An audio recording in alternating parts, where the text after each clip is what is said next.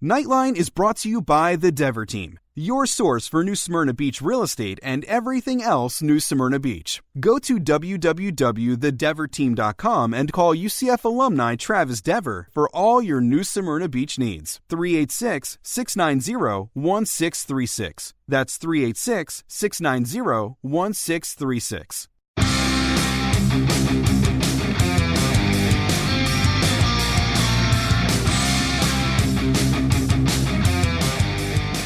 Welcome to UCF Knightline, your source for UCF sports and former player information.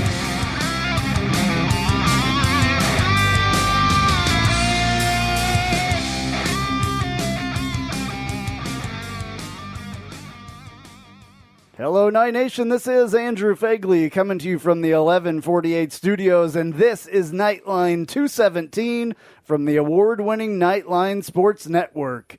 Joining me, as always, on the phone is Trace Trylko, but hang on just a second, Trace. We got another guy here. Travis Dever joins us. Knightline sponsor extraordinaire is in the house at the 1148 studios. And he's not saying a word. I was trying to get him to say at least hello. Okay. Sorry about that. I thought Trace was coming on. No, all right. And joining me as always on the phone from Denver, Colorado is Trace. Freezing Denver, Colorado, 24 degrees as we speak. We close out 2019 by reliving UCF's big win in the Gasparilla Bowl. Perspective from former UCF quarterback Kyle Israel and what will be the biggest surprise of the 2020 season that no one is thinking about. That's an Ask Knightline. But first,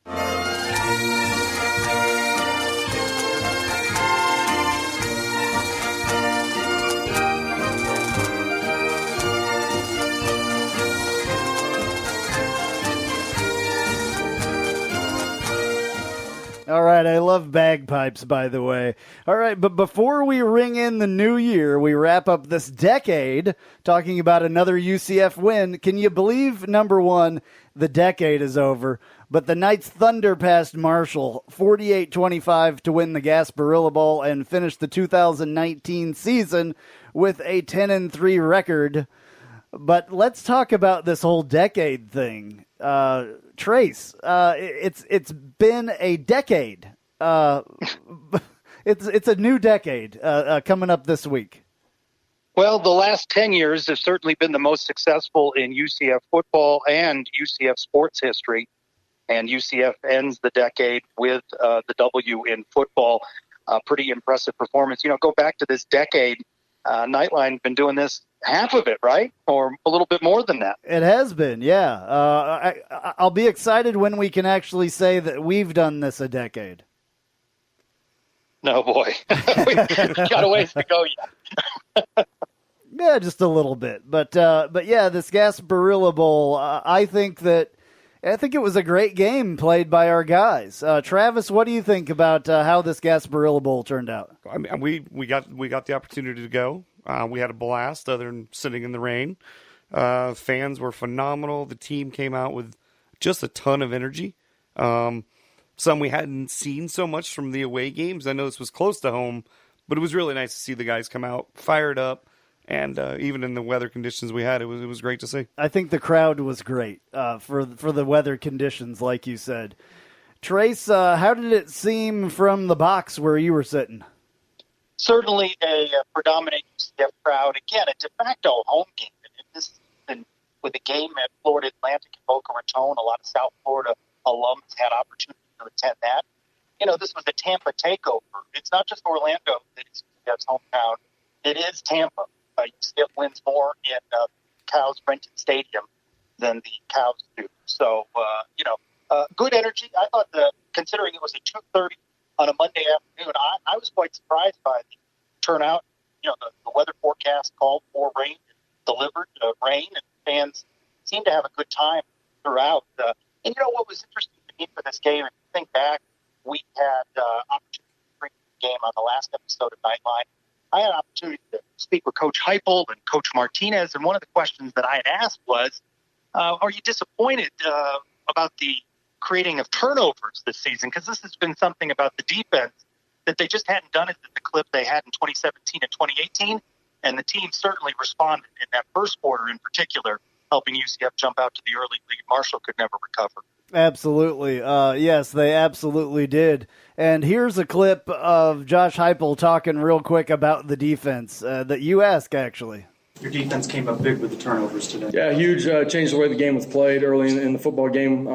Horrendous weather early, right? I thought in all three phases our kids handled it pretty well. The turnovers from the defense were critical, right? Pumps a bunch of space between us and them in the scoreboard. I thought the first half they were absolutely suffocating on the defensive side of the football. Did a great job controlling the line of scrimmage and playing really tight coverage on the back end. All right, well, there you go. That's what Josh Heupel had to say about the defense. I think that it was an incredible job, especially by the safeties. I mean, both safeties had a great game. So getting those interceptions and turnovers was a really big deal. Trace? UCF forces 5 turnovers in this game, and as we've seen throughout the season, when you win the turnover battle, you're UCF, you're probably going to win the game, and the losses, UCF didn't. You know what really surprised me? The early interception, the pick six by Richie Grant. When it was announced in the press box that it was his first interception of the season, I thought, okay, it makes sense. I know that, but it just sounded so strange that it would go the whole season before he had done that. And that really set a tone early. And big key to this game was the defense and creating the turnovers. Absolutely. Travis, you got some stats over there for the decade, right? You found decade stats? We did. There was some stuff circulating out there, and I grabbed them here. In the last decade, we have 3 New Year's Day Bowl appearances. We're 2-1. 4 ranked seasons, 5 conference championships, 6 10-win seasons, and 5 bowl wins. That's pretty good. I mean, that's a pretty good decade, considering where we've come from. I bought my season tickets the first time in 2004. Nobody even knew where the school was. And now you kind of look at where we're at and that span. It's impressive. Absolutely. Trace, what do you think about that? It's a pretty impressive list, and just so glad that UCF ended this season with the win, securing that 10th win. We've been talking about it for a couple of weeks, how important it was, especially going into the offseason. And, you know, what we didn't know, which Coach Heupel had kept putting off and then conveniently never answered, was who wouldn't be playing in this game. We knew Gabe Davis wouldn't be. And it was so nice to see Marlon Williams. I don't know if you consider this his breakout game performance, but 7 catches, 132 yards, beautiful touchdown. And, you know, he's just promising for the 2020 season. And you'd like to think, based on those stats that Travis just shared, that, you know, not only does the next decade look really promising for UCF, you just think about how far the program has come over the last 10 years. What will the next 10 look like? And in 2020, I think Marlon Williams is going to have a big say in what that season looks like. Speaking of Marlon Williams, you caught up with him after the game, and here's that.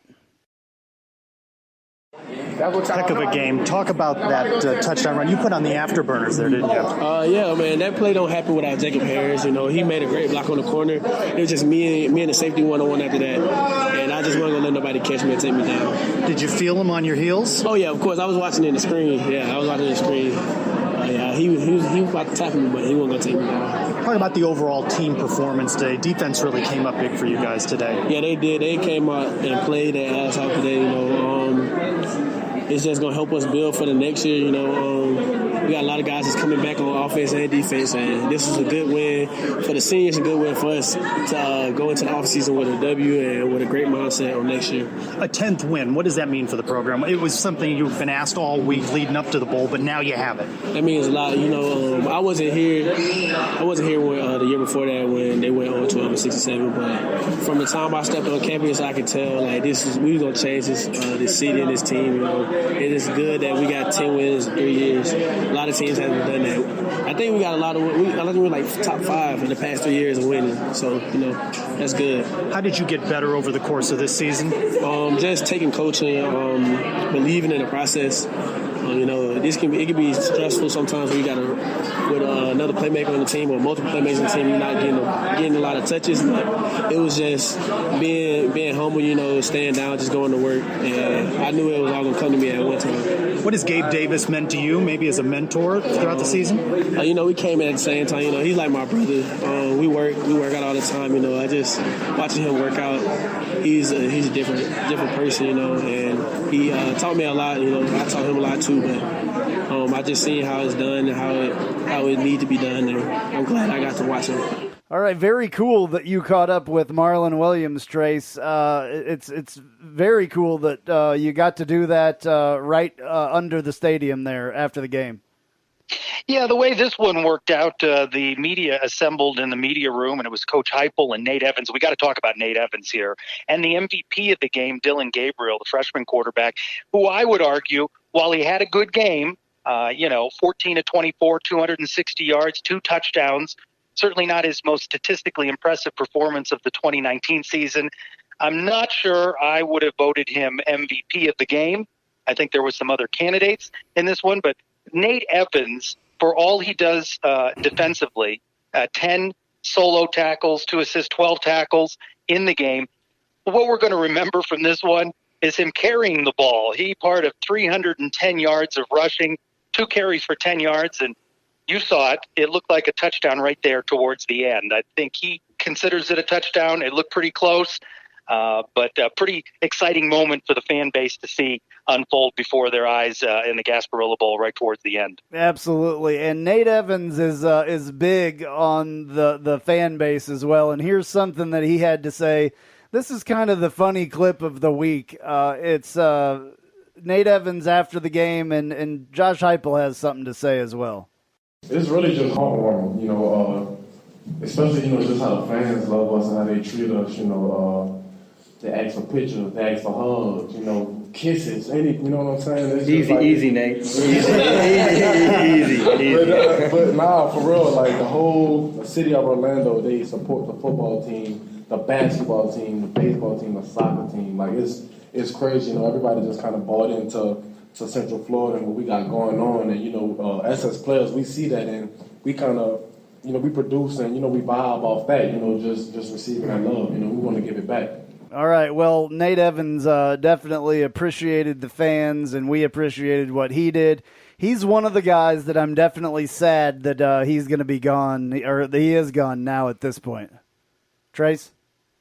Yeah, what a character, what a personality. He announcing over the weekend that he signed an agent, going to, hopefully play professionally, hopes he gets drafted in the NFL or signed at some point. One guy who says that he will be back, who during the week leading up to the Gasparilla Bowl said that he wanted to talk things over with his family, is the versatile running back Otis Anderson. I love talking with Otis. I love the stats that he puts up. He can do so many things in this game. 9 carries for 61 yards. 5 receptions for 69 yards. Of course, the great touchdown that he had as well. That is you would hate to have seen losing him and a Gabe Davis going into 2020. So not that we're going to start this during this show. We'll have plenty of time leading up to spring camp to break down the position groups and all of that. But it's good to know that we have Otis Anderson back in 2020. Absolutely. And you talked to him after the game, and here's that. Otis, good to talk with you again. Talk about this. Now you've got that 10th win everybody's been talking about. What does it mean to the team? It means the same as all the other wins, honestly. We knew we had to come out and play hard. That's what we did.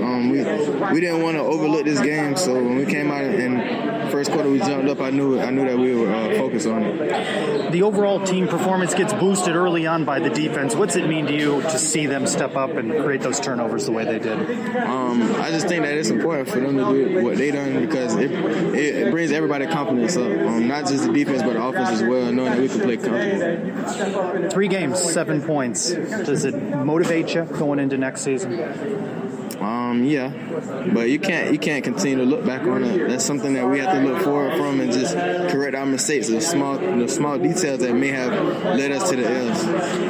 How do you evaluate your season now? we got to go back and watch film.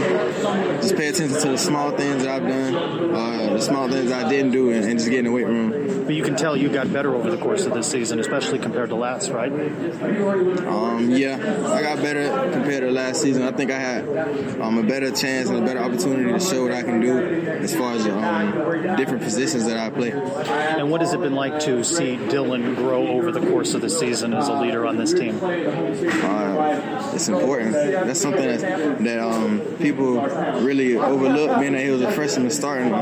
He still had to become a man and mature at the end of the day, and I think he did a great job of handling all of the criticism that he was receiving. All right, awesome that you got to talk to him as well after that. Turned out great. I want to get back to Josh Heupel here because we didn't get there yet. Talking about what he's talking about after the game. Here's his opening statement after the game. It was really important for us to finish the season the right way and talked a lot about leaving a legacy. Our seniors that were leaving us and really proud of what they did today. Competed extremely hard, handled the weather, the adversity early in the football game, and it was important. And like I said, proud of us getting a win. All right, so he talked there a little bit about the team leaving a legacy with this win. And getting the team into good shape for next year, Trace? Well, yeah, this is the winningest senior class, and you think it won't take too many victories in 2020 for that class to set yet another standard, and it is about leaving a legacy. And we're kind of bouncing between the Gasparilla Bowl, talking about the 2019 season. Travis shared stats about the decade. And I'm kind of curious Travis's perspective on this, to go a little bit off of Josh Heupel. It's just the way the fan base has matured over the course of the decade, not just in terms of just numbers, but we saw it at Tulane. We've seen it other places, more of a traveling fan base than we've ever seen before. And that really positions UCF well for this next decade. Yeah, I mean, I can tell you, I used to go to away games back in, the early 2000s. And I mean, if we had a few hundred people show up, we were excited. If we could find a few people strolling around the night before a game, we were excited. You go on these trips now, it's we're not there yet, but it is so much fun to feel the energy and see the fans and from all the different locations. I don't care. I went to every game this year except for Tulsa. But people from all over the country, we have the fan base everywhere now. It's not that they're not going to show up because it's in Ohio or where. It does not matter at this point anymore. We have a strong enough fan base and a mature enough fan base at this point that they can make the trip, they can travel, and it makes it a lot of fun. The experience is a lot more fun. Absolutely, yeah. I'm blaming the Tulsa loss on you, by the way, because you didn't go to that one. Trace, what do you think about that?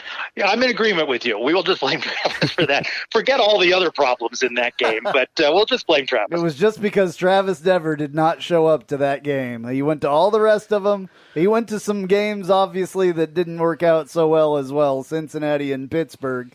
But hopefully we won't have those again next year. Here is a clip from Heupel talking about the fan support at the Gasparilla Bowl. They were loud. They came out in a huge number, like we all knew they would. It's been fantastic just to see the support in this game, but throughout the entire season. We go to New Orleans and Nate's home. Right, and we outnumber them probably 5-1 inside the stadium. They're loud and got a lot of support across the country. It's a huge fan base. It's only continuing to get bigger, and it's certainly as passionate as anyone in the country. All right, well, he talked just about that, basically, just what we were talking about, so that was perfect. Yeah, the fan base, especially traveling, has done an absolute great job. Back to Marlon Williams here. Here is what Josh Heupel had to say about him. Huge game, a guy that has invested more, been more purposeful in the way he's competed during the course of practice, more purposeful in the way that he prepares. And because of that, he's in the right place at the right time now. There's a lot of trust between DG and him. And, it's a great lesson for young guys inside of our program. You stay the course, you push harder, right? Don't pull back. You push harder when it's not going perfect for you, and all of a sudden, great things are going to happen and unfold for you. And in the second half of the season, he's played great football. Tracy basically talked there about how Marlon Williams had been doing better in practice, and it really translates well to the field. Well, it really speaks well to his work ethic. And, throughout the season, we talked about the example Gabe Davis was setting, how after practices he would continue to catch passes. And that's the sort of leadership that rubs off on other guys. And that's why I'm just so excited to think about what Marlon Williams could bring to this team in 2020, and that connection that he has developed with Dylan. It's, and perhaps most importantly, what a nice guy he is as well. He speaks well to you, he answers questions, and he has a smile and an enthusiasm for the game of football that just you can't help but be energized by when you speak with him. Absolutely. All right. One of the guys that I'm going to miss probably the most, believe it or not, is Jordan Johnson. I love that guy. I love the way that he talks to everybody, the way that he is with the fans, the way that he is with the media, and everything else. And he said that he was a bit emotional after the game. This is him talking after the game. Very much so, especially towards the end. I thought it was sweat in my eye at first, and then because it was burning a little bit, but then tears started dropping down too, and I was like, wow. Because I didn't cry senior night, I didn't cry graduation, but I cried out here tonight. Well, that's it's sad when some of these guys, play their last games. He has meant so much to this team over his tenure here. Trace? Well, in one of the clips that got the most likes and response and engagement on our Twitter at UCF_Knightline was something I noticed at the end of the game. The majority of the team at midfield, the presentation of the Gasparilla Bowl trophy, and I noticed Jordan Johnson walking along the wall, high-fiving fans, taking photos, and I posted that clip, and it got a lot of social engagement, and he spoke about that. He didn't want to leave the field, He just wanted to soak it all in. He'd been asked leading up to the Gasparilla Bowl, have you thought about your last practice and all this? And he said, no, he hadn't done all of that. But then it was very clear to him. And, he said prior to the game that he hopes one day, based on the work that he's put in, the amount of games that he played, just a durable player, more than 50 games being played in his career on the offensive line, that maybe, just maybe, he'll get into that UCF Athletics Hall of Fame one day. So, we wish Jordan all of the best. Hope that at some point we can catch up with him in a less formal setting and talk with him. And not only that legacy of durability and the contributions that he made on the field, but certainly as an ambassador for UCF, all of the tremendous community service that he does. And, that's something that Coach Heupel spoke about. And I think that someone like Jordan Johnson, Anthony Roberson as well, have fit in as that love that they have as a team for one another, how important that is. And that is perhaps one of the biggest things that Coach Heupel has contributed, is trying to keep that feeling together that has been established over the last couple of years. And you can really hear them speak of the love they have for one another. And that, you need that as a secret ingredient to success. Yeah, and here is a clip, basically Jordan Johnson talking about how important the win was. And I think in this clip he mentions that walking around and just not wanting it to end. It means a lot to know that all of my brothers came together to get one more victory. Night Nation came over here to take over Tampa again. It was just a lot of fun. You were thanking the fans. You were high-fiving people.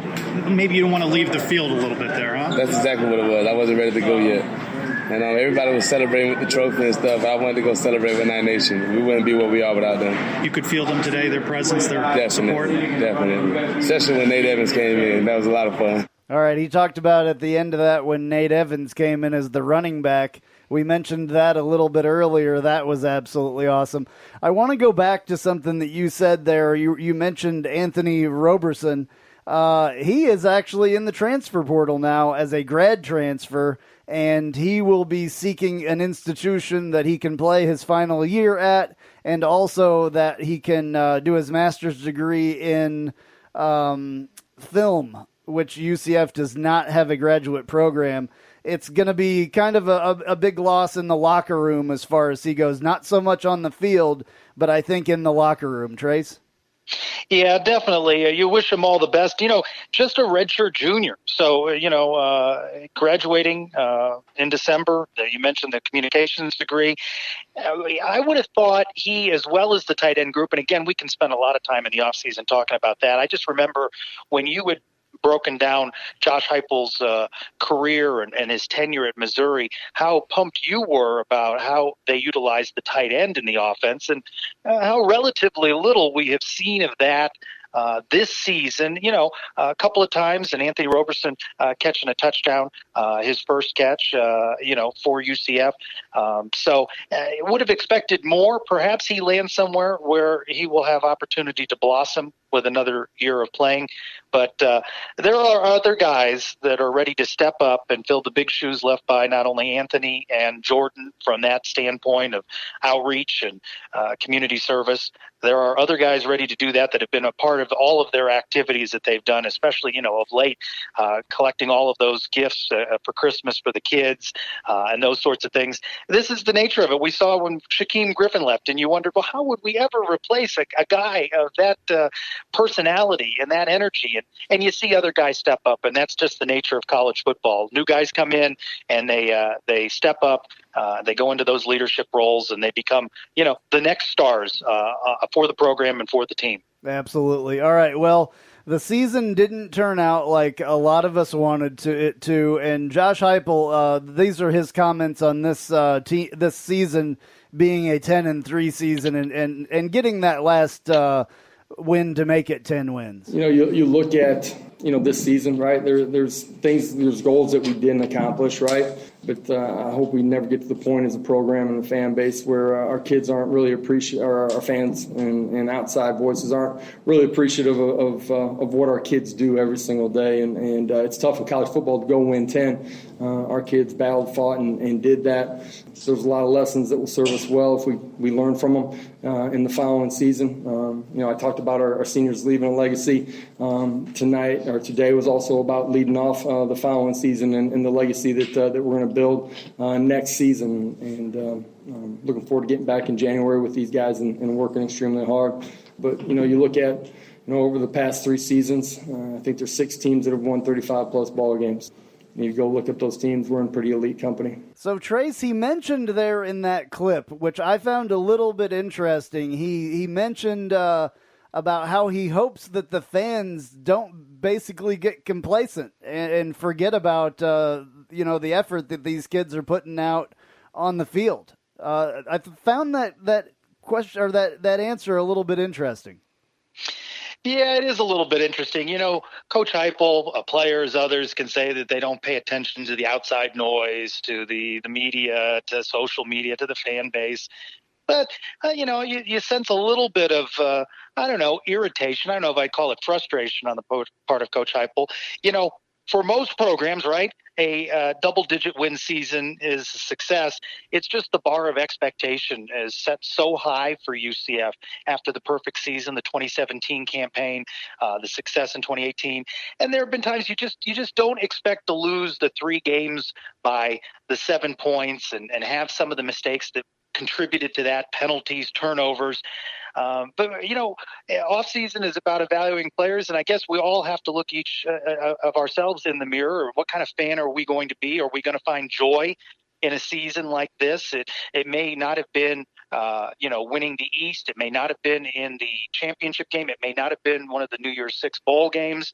But was it a successful season? I asked on Twitter at UCF_Knightline, grade the season. 13% of respondents, and a big response on this question, said an A. 74% said a B. 11% said a C. I'm curious from each of you what you would have given it. Some people said, well, I wish the Twitter poll option would have allowed you, a B- or a C+, because they would have chosen maybe a bit of a different grade, but you only get the 4 slots on those Twitter polls. Where would you have graded the overall season as you reflect on it with the win in the bowl and a 10-3 overall mark? I'm going to let Travis answer this first. Go ahead, Travis. Yeah, I mean, I'm going like B+. I mean, I think we had a freshman quarterback. We still had kind of the staff's only been there 1 year. I mean, you kind of put everything together, and you won 10 games. You won your bowl. That's a good season. You look at the losses we had, yeah, there was mistakes, but those were kind of freshman mistakes, maybe young coaching mistakes, things that are going to get cleaned up, things that are, I think that we will correct. So it doesn't concern me. I'm fired up for next year. I'm just looking at what we got coming up, and I'm excited about it. Yeah, absolutely. I'm with you there on. I wish that it had a plus or a minus thing too, because I would have given it a B plus. 10-3 is nothing to be upset about. 10-3 is nothing to be sad about. It's a very good football season. Those of us that have been football fans and football players for a very long time realize that. And yes, it's not exactly what the some of the fans think that our expectations are. And yes, it's definitely not that. It could be better. But you got to remember that these losses came to us with a total of 7 points. I mean, 2 1-point games. Yeah. I mean, that's not, that's one pass. That's one fumble. I mean, these are not blowout games where we just got beat. These were close football games. Yeah. The only one that is suspect at all was the one at Tulsa. And that was just, a bad game on everybody's part. There was no excuses for that. It just is what it is. The other two, though, were something very, very different, especially that Pittsburgh game. I think, honestly, if we would have stopped that trick play that they had to do, and then a team did the same trick play in one of the bowl games the other night, it was exactly the same play. And it worked in that too. So sometimes you can't, those trick plays are hard to defend. You're not, looking for a quarterback to get a touchdown pass at the goal line. So it is what it is. I'm looking for next year to be an improvement over the 10-3. I think that we still will have the talent. I think that the coaching will be a little bit better. Obviously it's going to be Dylan Gabriel's sophomore season. He's going to have a lot of time to learn and work on the things that he wants to work on. Trace, what do you think is going to be the biggest thing that he needs to work on, or that where we'll see improvement from him, Dylan Gabriel? That's a good question. One I hadn't thought a great deal about. Just as we wrap up on the season, you could see the arc of progress on his part throughout the season. Just having more confidence in himself and in the offense and the connection with players. You go back to that Cincinnati game. I can't even remember now how many targets Gabe Davis had. He would only look at Gabe Davis, and now there's not going to be Gabe Davis. And you saw over the progression, he did better with his reads and understanding the offense. And you would hope that only gets better. You think about the records that this guy set, and how he established himself in this freshman season, especially compared to Mackenzie Milton's freshman season. And you know how much Knight Nation loves Mackenzie Milton and what he blossomed into in 2017 and 2018 before the injury. So I think more of comfort in running the ball, and we saw more of that as well. One of the questions as we wrap this segment that I asked on our Twitter at UCF_Knightline was, what would be your headline if you put a headline on this season? And a couple of the ones that stood out to me, at Brando Nitro, his headline, 7 points from perfection. At Sublime_Knight, big plays and penalties. At UCF Go Cubs Go, growing pains. At the Real One TCG3, I like this one, a star is born. And then our good buddy at CostSeg Advisor, his headline, a new foundation for 2020 and beyond. And I think that sums things up well. Again, we're going to spend a great deal of time leading up to spring ball, talking about the position groups. But when you think about what's coming back, and with Dylan Gabriel, just the experience that he gained throughout this season, and that UCF falls just a couple of points shy of being in a better position, and back to Coach Heupel, and there's certainly criticism, we've debated it, and it's been heated at times throughout the season. Guy is still 22-4 after 2 seasons, and you'd be hard-pressed to go across the country and find the sort of stats that Dylan Gabriel put up, or a head coach with a winning percentage like Josh Heupel has had after 2 seasons. So I like CostSeg Advisor, new foundation for 2020 and beyond. We're going to see even more of these Josh Heupel recruits. We talked about it on the recruiting wrap-up of the last show. There's still a lot to like about UCF football coming off this 10-3 season, and things do look great going into 2020. Absolutely. I tend to agree that I like that one the best. I also like the growing pains one because sometimes you have to have some growing pains to get it to, to the next level. So, and with the new quarterback, a freshman that in his sophomore year, I'm really expecting what I want to see from him is the footwork and the confidence to run the ball a little bit more. I think that will set his game on a different level. What we saw with McKenzie coming into his sophomore year, the huge improvement with throwing the ball. I think Dylan Gabriel has the throwing the ball thing down, except same as when we talked to Kyle a little earlier, we talked to him, and he said to make those read progressions a little bit better and not stare down the receivers and all that stuff. I think that as well, and that's kind of what you mentioned, but I want to see the footwork and the confidence to run the ball, and I think that's where he will improve the most and really set him apart. Yeah, I mean, you think back to January of 2019, as we approach January of 2020, Dylan Gabriel was setting foot on the UCF campus as an early enrollee, and then participates in a spring camp in which you have Darryl Mack and you have Brandon Wimbush, right? And that he emerges in the way he does. Think about the confidence and the maturity and the experience that he's gained through all of the 2019 season, capped off with the bowl win, that he carries into spring camp. The sorts of things that you mentioned, that Kyle said, that you just said, those are things that he will be working on and that he is quite capable of improving upon to make him an even greater player in 2020. Travis, you had something to say there as well. Yeah, I mean, just touching on, we spoke of what I would like to see. We spoke of Marlon Williams earlier. I think when we start seeing Dylan Gabriel thrown over the center more, and we talked about when Trace, you said, we didn't use the tight ends as much as you thought.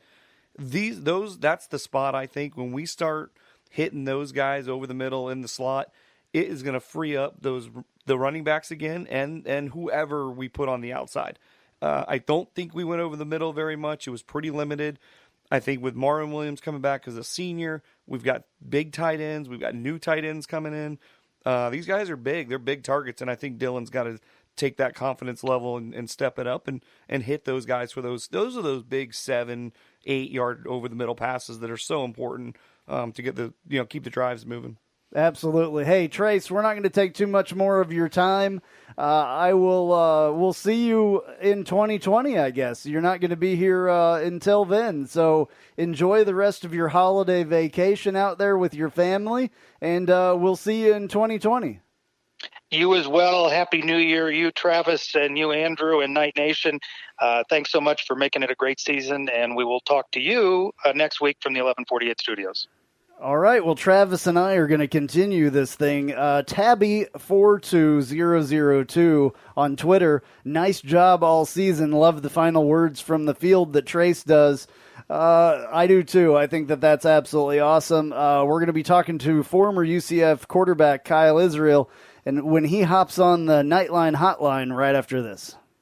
Hey, this is Travis Dever, Kai's Real Estate, the Dever team, New Smyrna Beach. Your source for real estate and everything else New Smyrna Beach. Proud sponsor of Knightline and Knightline Postgame Live. Call me anytime at 386-690-1636. That's 386-690-1636. Let me show you my hometown, New Smyrna Beach, UCF's favorite beach. Go Knights and charge on.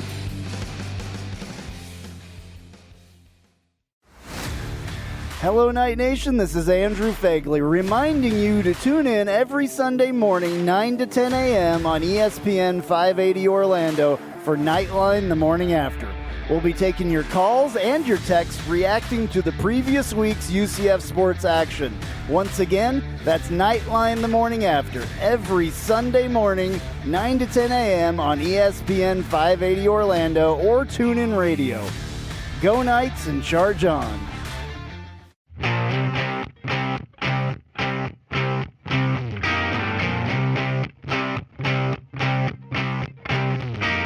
Welcome to Inside the Huddle with former UCF quarterback Kyle Israel, brought to you by the Little Greek Fresh Grill.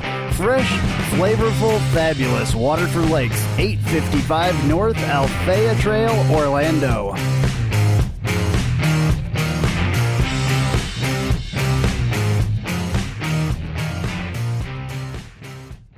All right, let's talk about the Gasparilla Bowl with former UCF quarterback Kyle Israel, who joins us on the Knightline hotline. Kyle, where are you at in God's name? Currently, I just left the Jacksonville Jaguars to recover a fumble against the Colts, so I am sitting in the second level here at the Jaguar Stadium and watching Clayton Geathers and some other former UCF Knights. All right, man. Well, the reason we got you here is to talk about the Gasparilla Bowl. What were your thoughts on that, just overall? Well, obviously, I was really excited with the victory. Our defense early on obviously was able to create a number of turnovers, and that's something that we had struggled with throughout the course of this season. So I was really thrilled to see a team that had 16 turnovers in 12 games, have 5 in one game. I thought that was huge for us. And secondly, I thought that, our offense capitalized. Dylan Gabriel played really, really well. We didn't have Gabe Davis. We didn't have Adrian Killens, but it didn't seem to affect us too much. So I was pleased with the win, first and foremost, the way that we won, and the way that the fans turned out to support us and watch the game. Yeah, absolutely. Speaking of the fans, what's the game like that you're at right now? Is there anybody there? There's actually a decent crowd. The lower bowl is filled. As you can tell right now, the Jaguars are actually winning by 11, 31-20, and so the fans have got into it a little bit, which has made it loud. But it is for a game that really doesn't matter in the NFL. I'd say that it's a pretty well-attended and rambunctious atmosphere. Oh, that's good. That's good.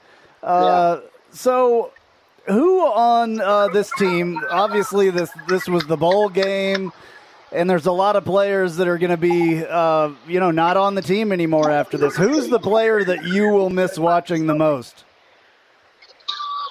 Well, I don't know that we ever had a player like Adrian Killens.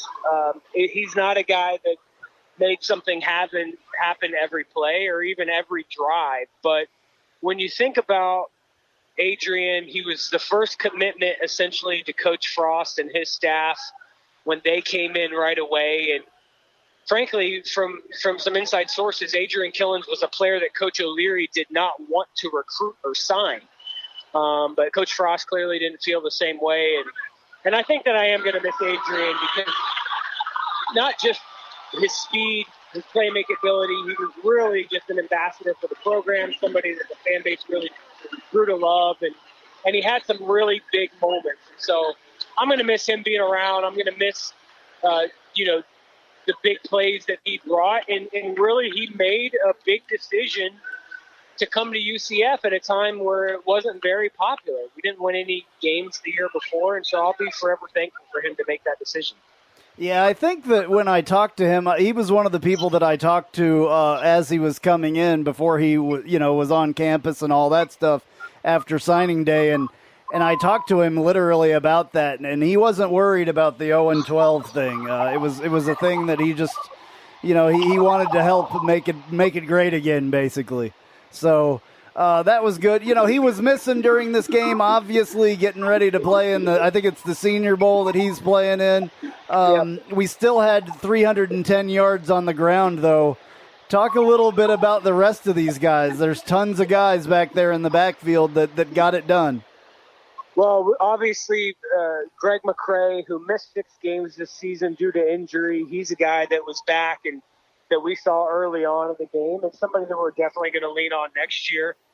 And then you look at Bentavious Thompson, who, coming out of high school, had offers from Florida, Miami, a bunch of other places, and Kevin Smith was able to get him to commit to UCF. And I think that in his junior and senior year, he's a player that we'll find out is very, very special and will add a lot to this offense over the next 2 seasons. And then obviously there's Otis Anderson, who can play wide receiver in the slot, who can play running back. So I think that without even getting into the guys that are true freshmen or redshirt freshmen, there's 2 or 3 of them that I'm positive will add to this team going into next season. I feel very, very comfortable with Greg McCray, Otis Anderson, Bentavious Thompson, just at the running back position alone. Yeah, and I'm going to jump to the other side of the ball. Watching Nate Evans, the energy that he brought to that game, and really the whole defense, it was something we hadn't seen a lot of this year.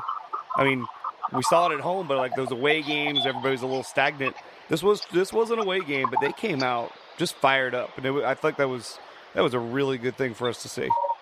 Well, those guys are important, and Travis, when you think about the success we had in 2017 and the type of defensive leadership we had with Shaquem Griffin, some guys at the defensive touchdown if it's loud.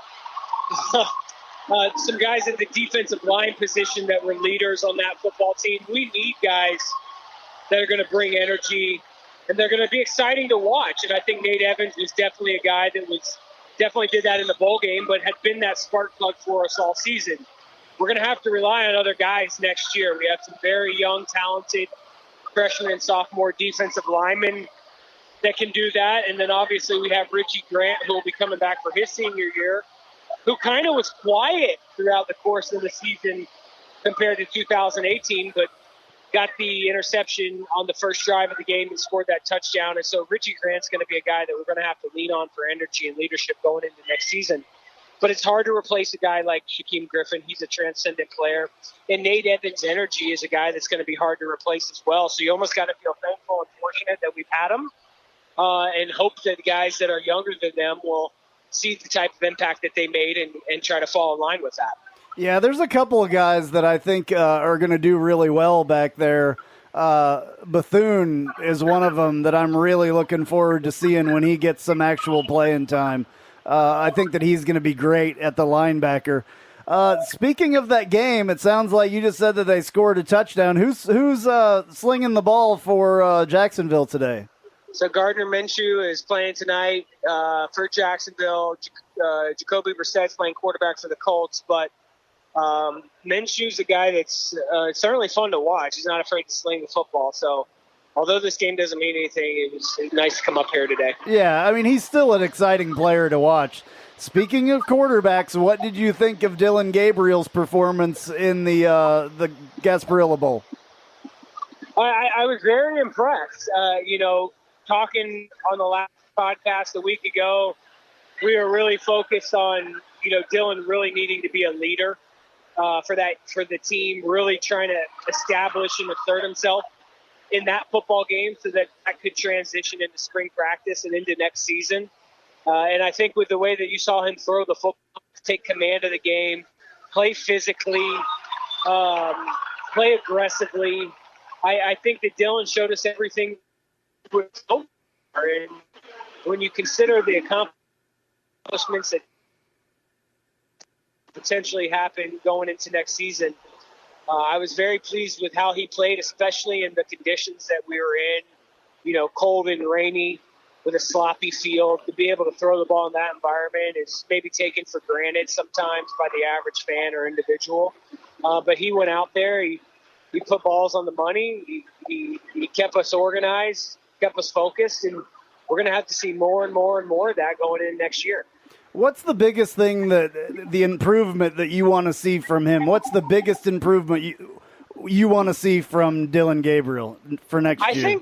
I think going in next year, it's just him working through his progression. So much of our offense this year, and put Gabe Davis as his first option and many of our passing plays. And that's fine. And a lot of times Gabe was open down the sideline. But when it got to 3rd and 7 to 11, and Dylan needed to really go through 2 or 3 reads, I think we saw him struggle from time to time. And so I think that he'll naturally improve with the progressions. That opens up an offense to be more diversified, have more options, have more players get touches.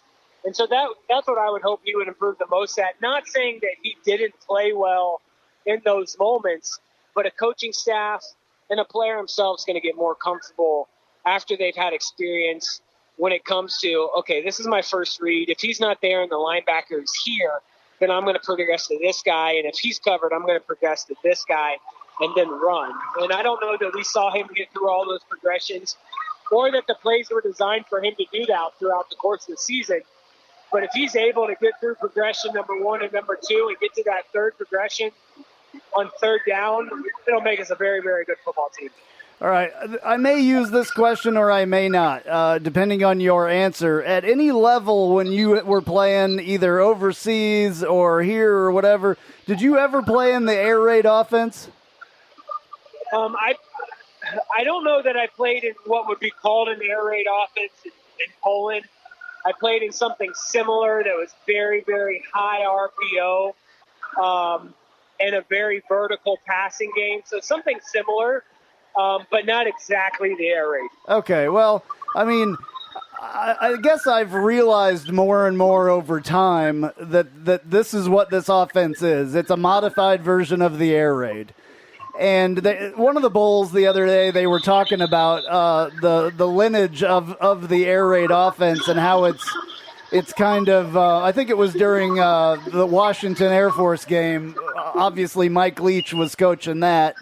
And Heupel has a lot of, I mean, he's on Mike Leach's tree, basically, even more than he is on the guy from Oklahoma. Stoops, yeah. So more and more, this offense, you can tell that it's a spread version of the air raid. Given what you know about that, how can this offense improve, or what does it need to do to improve next year with Dylan Gabriel? Well, I think we need to be more efficient on second down, and we need to be more efficient on first and second down throughout the course of a drive. I've said it, if the listeners tonight are hearing this, or this afternoon or morning are hearing this and saying, we've heard this before. Well, it's true. We have got to be more efficient on first and second down. When we get into our drives, we're on play 4, 5, 6, or 7, and they happen to be coming after first downs. Many, many times we run the ball between the A-gaps right into the line of scrimmage. Sometimes we break runs, but many times we get stopped for a 2-yard gain, 3-yard gain. We end up on 2nd and 8, 3rd and 6. And we're forcing Dylan to be effective on third down throwing the football. And so this offense has got to be more efficient on first and second down throughout the course of drives. So that takes pressure off of Dylan on third down and or puts us in less third down conversion situations. Okay. Talk about Marlon Williams a little bit. Marlon Williams had a big game, 132 yards. Obviously, one of those being, for 75, but he still had the game of his career, basically, I believe.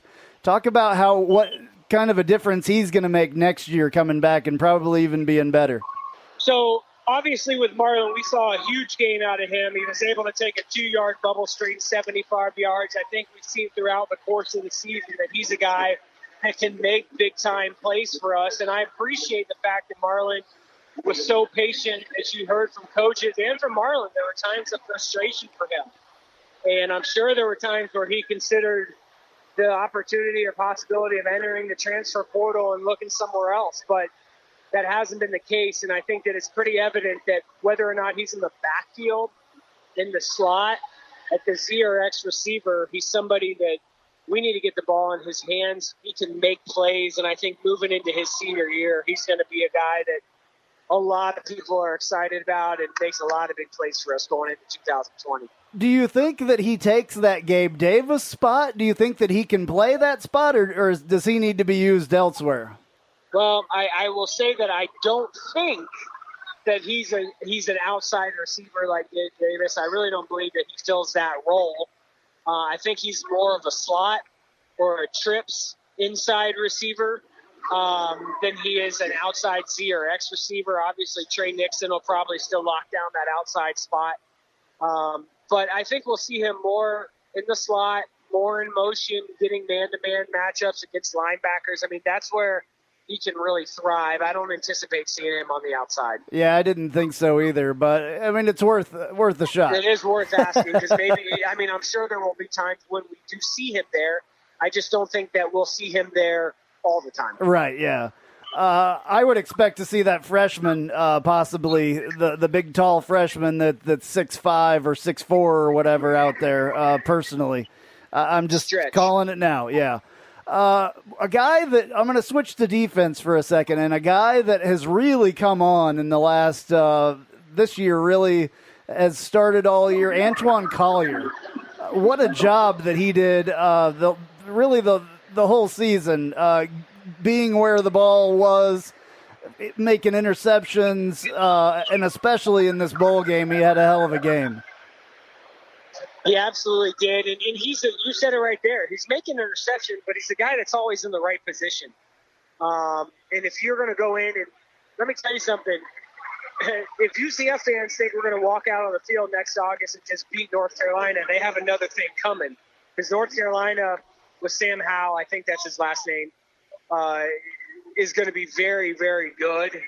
And they're going to come out and try to throw the football and beat us through the air. Their quarterback's more of a Baker Mayfield style. So Antoine Collier is going to have to be a guy that steps up for us big time next season. Really going to have to get man-to-man coverage on the outside and allow our safeties to come in and play the run in scenarios. So I've been very pleased with what I've seen as of late. But he's going to be a guy that we're going to count on right away because North Carolina is not going to be an easy team to beat. Yeah, absolutely. That's gonna be a heck of a game. I think much more than we thought that it was going to be. So that'll be interesting to see how that plays. Hey, we won't take much more of your time. I know you're at the game. I want you to enjoy the last part of it. What's going on at the Little Greek? I know that it's coming up on New Year's here, so it's probably a busy time. It is a very busy time, a lot of catering right now, but really just focusing on our next location opening up in Apopka, which will be the 3rd or 4th week of January. And the time that I do spend these days on Little Greek, and we can get into another podcast about what else I'm doing these days, but the time that I do spend at Little Greek is focused on that Apopka location. And again, I've been so very thankful for the support that we've seen across Central Florida. Our goal was to get to 10 stores within 5 years. We were able to get there at 4.5. And a lot of that support is from UCF fans, alumni, podcast listeners. And I very, very much appreciate that. Right on. Yeah, we'll talk about that other stuff later. Thank you so much, man. We really appreciate it. You've done great all year long. I've enjoyed every bit of it, man. Thank you so much. Well, Sundays are always a time that I look forward to every week. So thanks for everything you guys do. I really don't think that the people that listen to the show have any idea how much work goes into putting the podcast and a radio show together like this. So I'm thankful that you guys do this and create the platform. Thank you, man. All right, we will talk to you soon. Have fun out there. All right, time for your Knightline planner. Women's basketball is home Monday, December 30th against Central Michigan, 6 p.m. first tip, and then January 5th at noon as league play opens with ECU. Men's basketball opens league play on December 31st with a 2 p.m. home game against Temple. Then it's on to Houston for a January 3rd game with the Cougars. All right, and just ahead, we're checking in on our Knights in the Pros and who will be this week's winner in our Island H2O Live ticket giveaway, coming up only on Knightline 217. Spice up your company with homemade marketing services from Tasty Gravy Creative. Tasty Gravy serves up a menu of budget-friendly marketing, graphic design, and public relations services customized to your specific goals. Co-owned by a UCF graduate, Tasty Gravy can help refresh your brand, strengthen your online presence, or reinforce your company's message. Contact Tasty Gravy for help with your website, social media, marketing, advertising materials, and more. Visit tastygravy.com.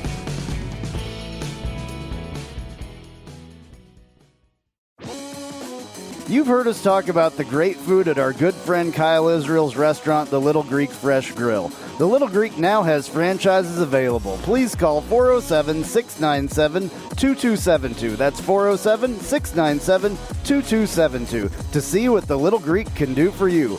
Also, check out the Little Greek's newest location at 6536 Old Brick Road in Windermere, Florida. The Little Greek Fresh Grill. Fresh, flavorful, fabulous.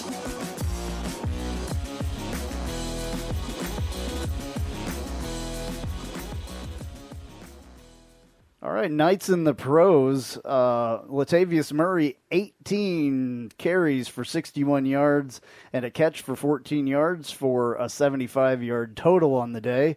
Jordan Akins in Houston, 5 catches for 54 yards. Traquan Smith in New Orleans, 5 catches for 56 yards and a touchdown. He is having a great season. Unbelievable. Down there, man. I love to see him and Murray both going at it there on the for the Saints. That's kind of my one of my favorite teams up there now. All of a sudden, never more popular with me than the Chiefs and the Seahawks a little bit there as well. We're watching them on TV as we speak, so we'll see what the Griffins do in that.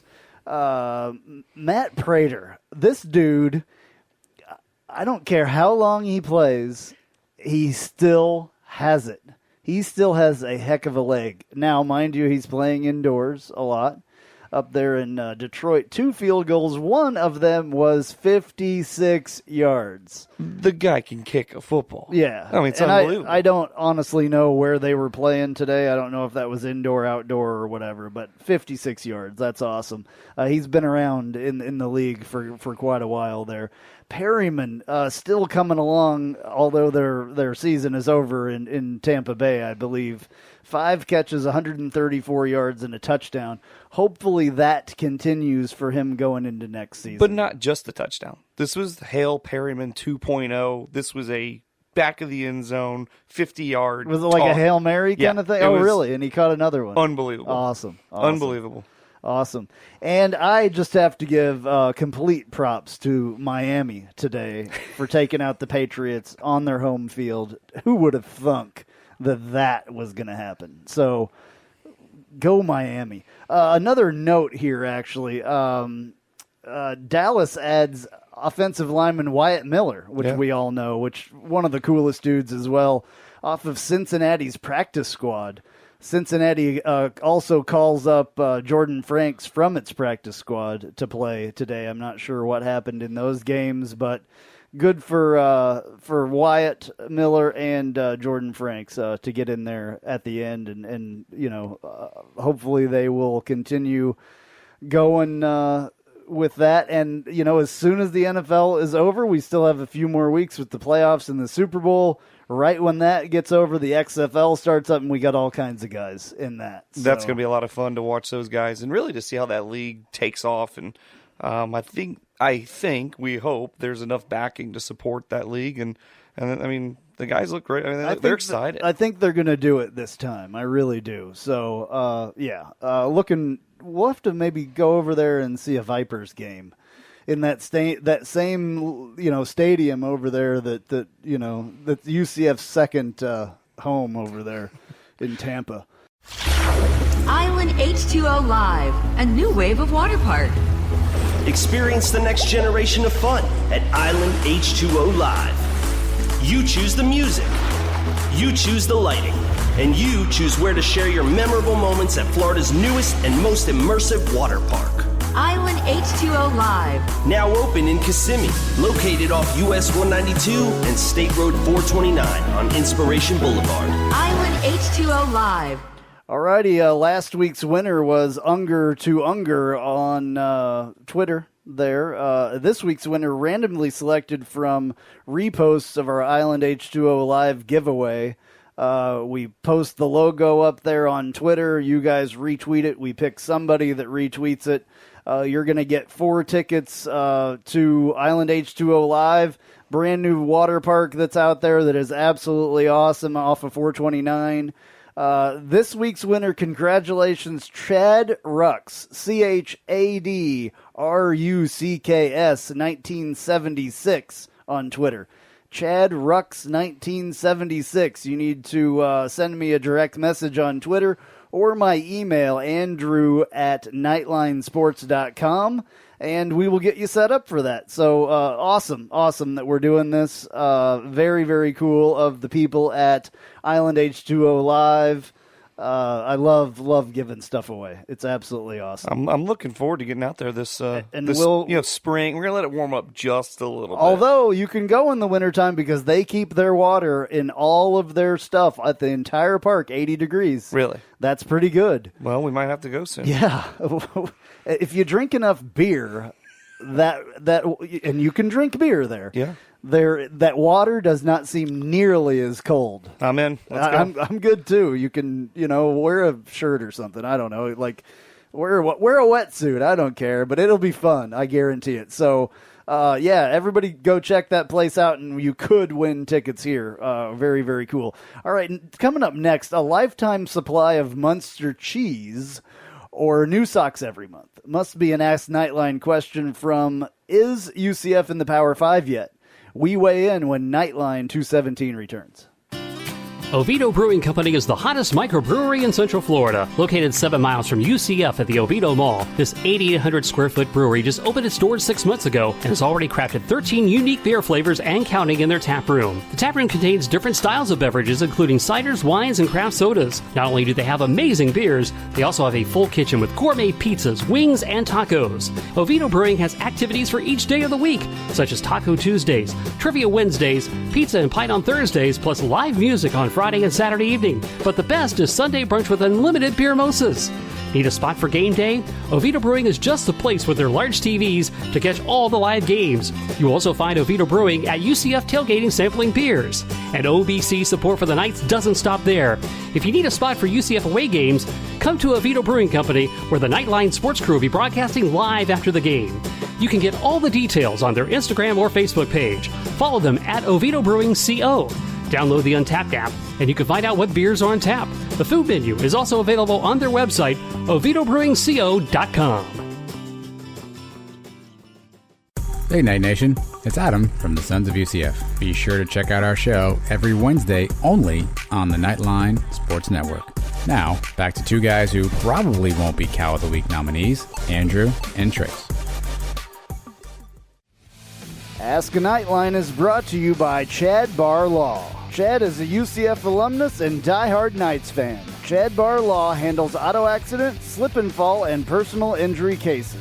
Call Chad today at 407-599-9036 for a free consultation.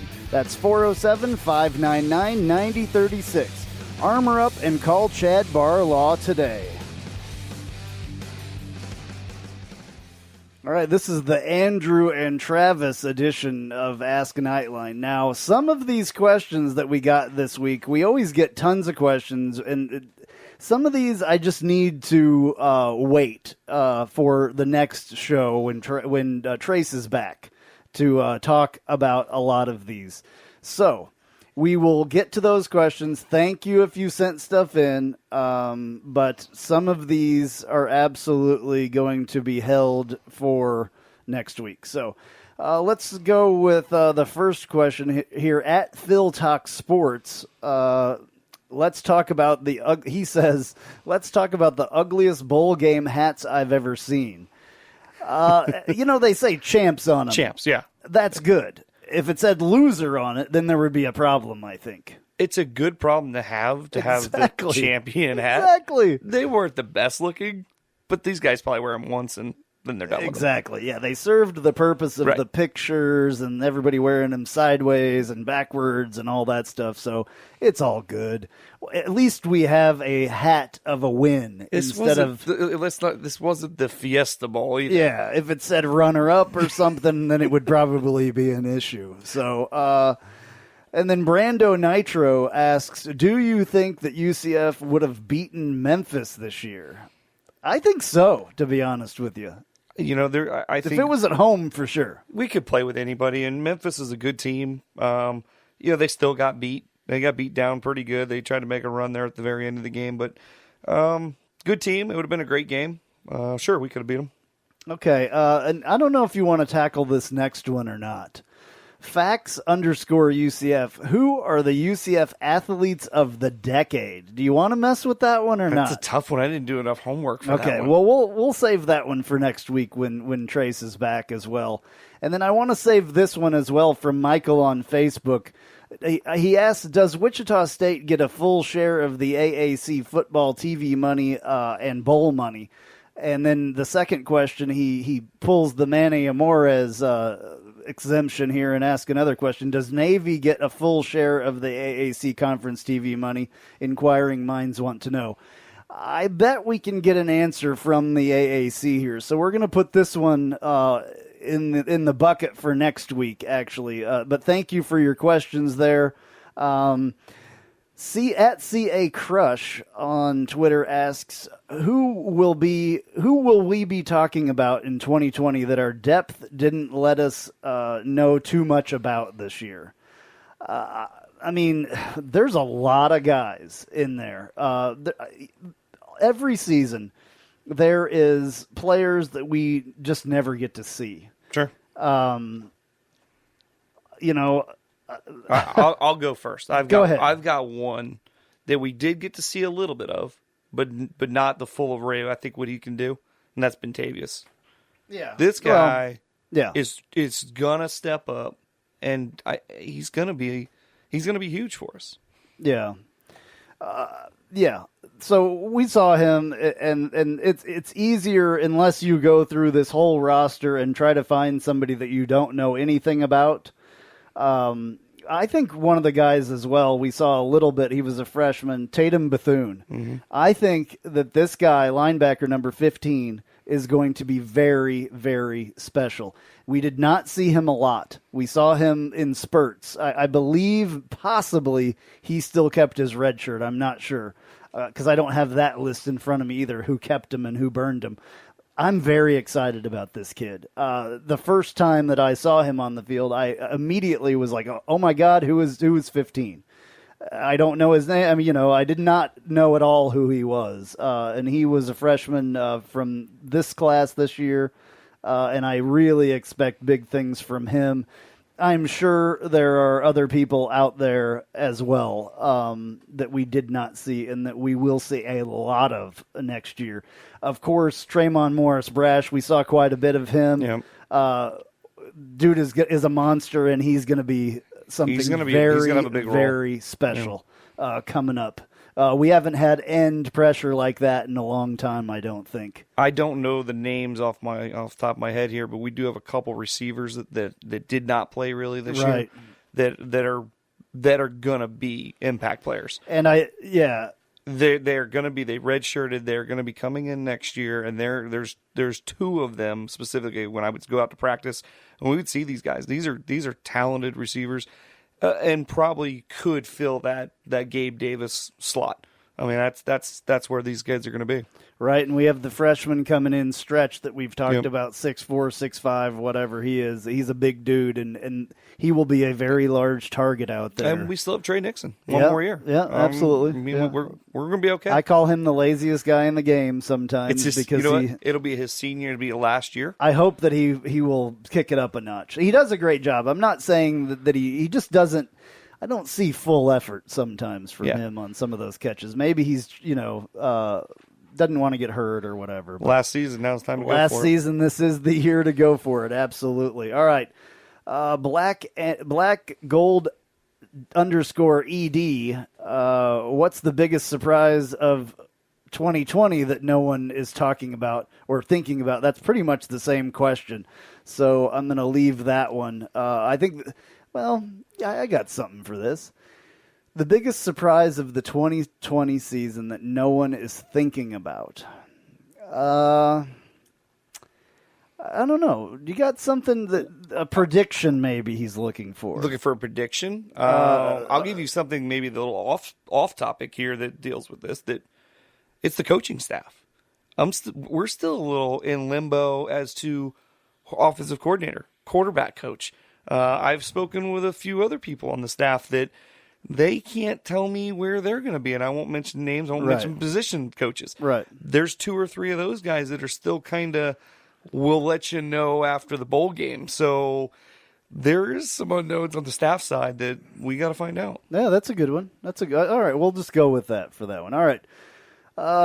And some of these questions as well, I don't really like some of these questions where they're not very specific to sports, but I'm gonna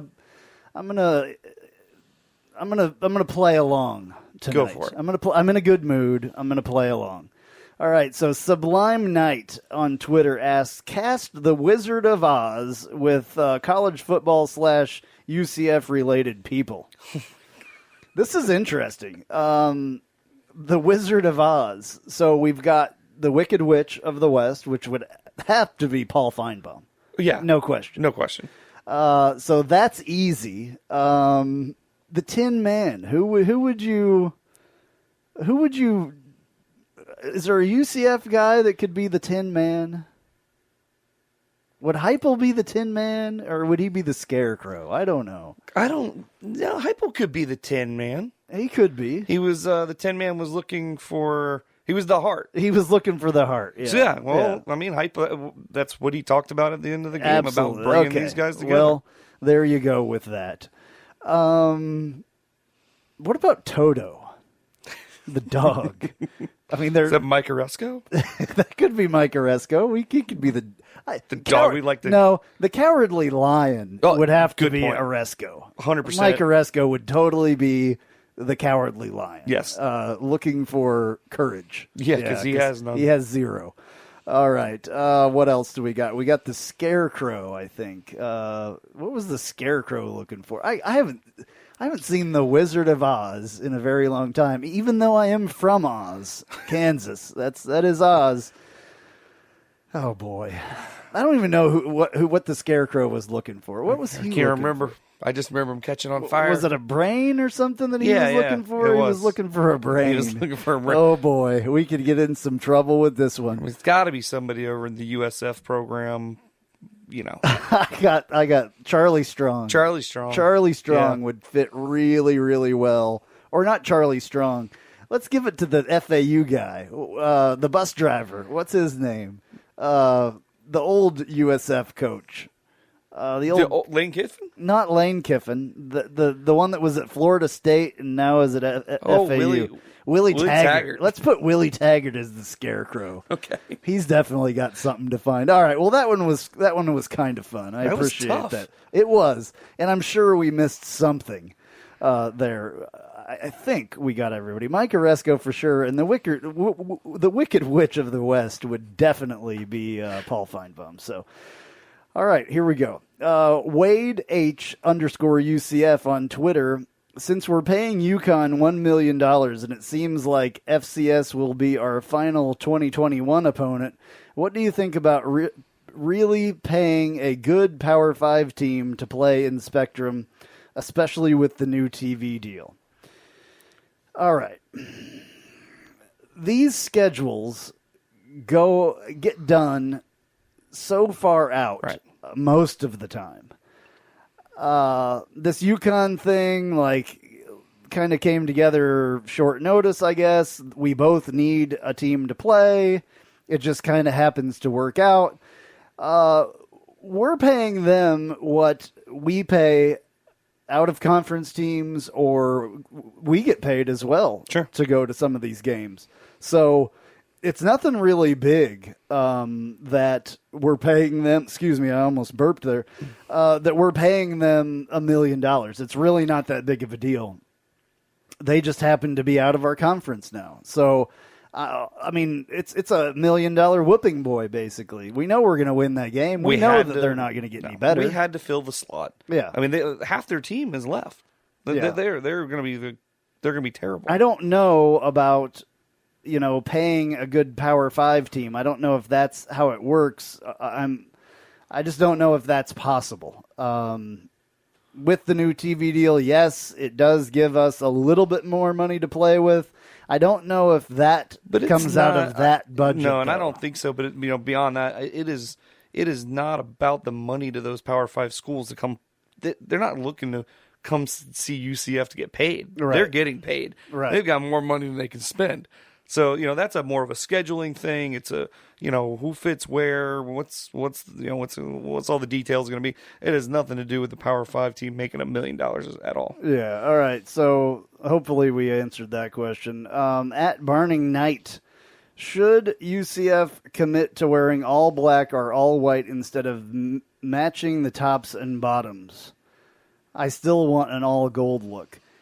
We talked about this last week. The gold that we have, it's very difficult to do gold in a uniform without it looking like P or Pittsburgh Steelers yellow. Yeah. So you either use the Georgia Tech gold that we used for the longest time. I don't want to see that ever again, personally. And I like the mix and match uniforms that we have. We have beautiful uniforms to wear. And we have not millions, but thousands of combinations that can be made from those uniforms. I think maybe the point here is the black and white combo itself is a little boring. And I think you can get more creative and you can do some different stuff. But we have enough combinations already. And sorry, I'm out on gold. Yeah, Gold's out. It's gone. It's been removed from the whole campus. Yeah, until they find a better gold to go with, I think that's completely out. I'm sorry to say.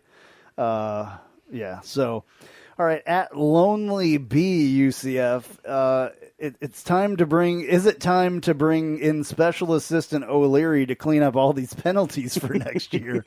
Well, interesting enough, there is a couple spots available on the staff, like we were just talking about. I don't know if one would be available for Coach O'Leary or if he would want that. But I bet you that he could come in and clean up some of the penalties. I think that transfer portal will get loaded quickly, though. We may lose half our team if they put O'Leary on the staff. I think that they could bring someone in, though, in one of these spots to maybe help out with that or not. I think it's just, the players paying attention to what they're doing a little bit better and just kind of cleaning things up a little bit to get rid of a lot of those penalties. But maybe somebody like that, a special assistant, would be good for that. All right, TL Langerhulk on Twitter also. See, this is one of the ones that I'm just going to humor you this time. It's that time of the year. This one's okay. It's a food question, and I don't know why people ask us food questions on a sports show, but I guess my opinion is important in this. I love to cook.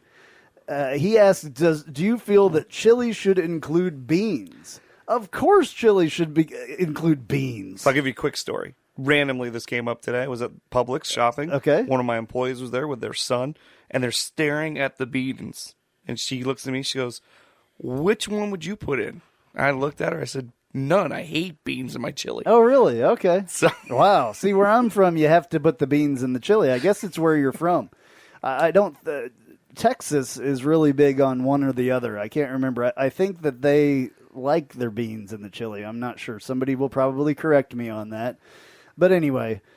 Well, send us your best chili recipes. Yeah, we'll go make some chilies. That can be white chili with chicken in it, with the green chilies. Send us some good recipes. Absolutely. Send us recipes and how you like your chili done. I know I love to cook chili. I cooked some in that first cold spell that we had, and it went very quickly at this house. And yes, it had beans in it. Anyway. Otherwise, it's like it's not really chili to me. It would be like a meat sauce or something that you'd put on spaghetti. That wouldn't be chili. Although people do put chili on spaghetti. The Skyline over there. Those folks in Cincinnati know all about that. And that's good chili, by the way, as well. All right, and then this one's a little bit weird. You heard about this one earlier. This one comes from @is UCF in the Power 5 yet? One of our favorite people that always asks kind of an interesting question. If you had to choose between a lifetime supply of gourmet Munster cheese or new socks every month for the rest of your life, which do you go with? Travis, I'm going to let you answer this one first. This is easy. Since I wear flip-flops all the time, Munster cheese is one of my favorites. I'm going with the cheese. Okay. You have no knees, cheese. That's the best. You got no knees, cheese. All right. I'm a cheese fan, too. I am. I do pretty much wear socks all the time, and I just recently, not for Christmas, but before Christmas, I actually bought myself some new socks. There is nothing like new socks. Nothing like them. I mean, it's like a pillow for your feet. But I am a big cheese fan, so I have to think about this one a little bit. And it's not just cheese. It's Munster cheese. Right. Munster cheese is good stuff. It's real good. Especially gourmet Munster cheese. I'm probably going to go with the cheese as well. Since I just bought new socks, and they'll last me, for a while until they get holes in them. So I'm going to go with the Munster cheese as well. All right. Well, that was Ask Knightline for this week. There is those 2 questions that we did not partake in. I think that we got all the rest of them in, though. So thank you all for your questions. I'm going to hold off on those other 2 for when Trace is back next week, and we will get to those. So really appreciate the questions. This is one of my favorite segments to do, even though sometimes I get a little perturbed with some of the questions. Luckily, we didn't have any questions in there this week, trying to fire me up from a couple people. Mane Morez did not send anything to try it's to the fire holidays. me up They were this being week. nice. They were being nice. All right. Okay, so on to the next thing. And now, news and notes from the world of UCF sports.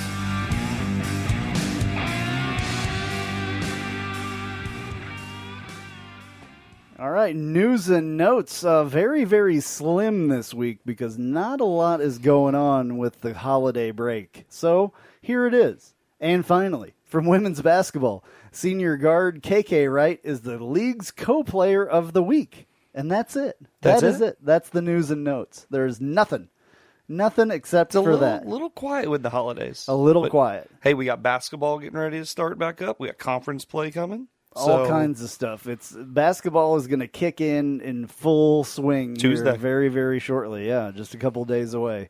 All right, hey, Travis, thank you so much for being here tonight. I really appreciate it. I appreciate all that you do for Knightline. People, I don't think, have any idea how much stuff that you do for me and Knightline, and I really appreciate it. I also appreciate your friendship. That's a lot of fun. We love Knightline, and it's a great thing to be part of. People need to go and buy some houses and some property in New Smyrna. I know that you have tons and tons of stuff out there. We got a bunch. We got some nice stuff. Very nice stuff. Very close to the beach. And no traffic. And no traffic, exactly. No I-4 to deal with until you want to come to Orlando. So especially if you work from home or something, the beach, you could be in your underwear and looking out and doing your job, sitting at your computer, looking out at the water. It's a good place to be.